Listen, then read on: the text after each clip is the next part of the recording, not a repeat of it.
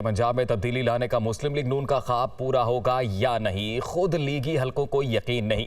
हुकूमती इत्तेहाद का कहना है कि ज़िमनी इंतखाब के नताइज ने मुस्लिम लीग नून के ख्वाबों पर पानी फेर दिया है। हुकूमती इत्तेहाद की पोजीशन पहले से भी मजबूत हो गई है। लियाकत अंसारी की रिपोर्ट देखिए।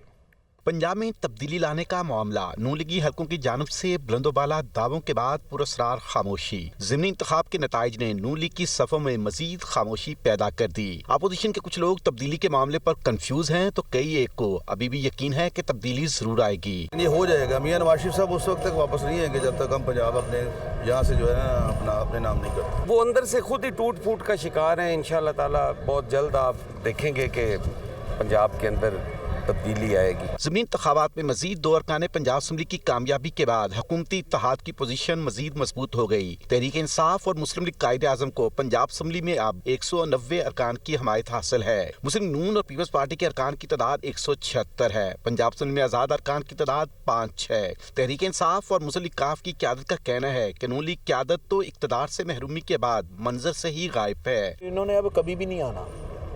ये पाकिस्तानी अवाम ने इनके लिए लिख दिया है, ख़त डाल दिया इनको, और वो ख़त का जवाब इनको इलेक्शन में मिल जाएगा। 17 जुलाई को मिल गया, 16 अक्टूबर को मिल गया।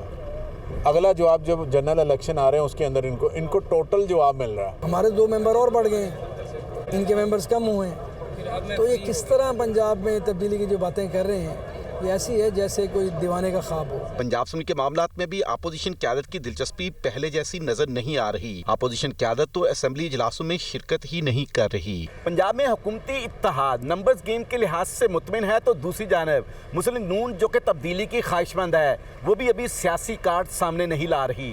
कैमरामैन यासर रफीक के साथ लियाकत अंसारी, दुनिया न्यूज़, लाहौर।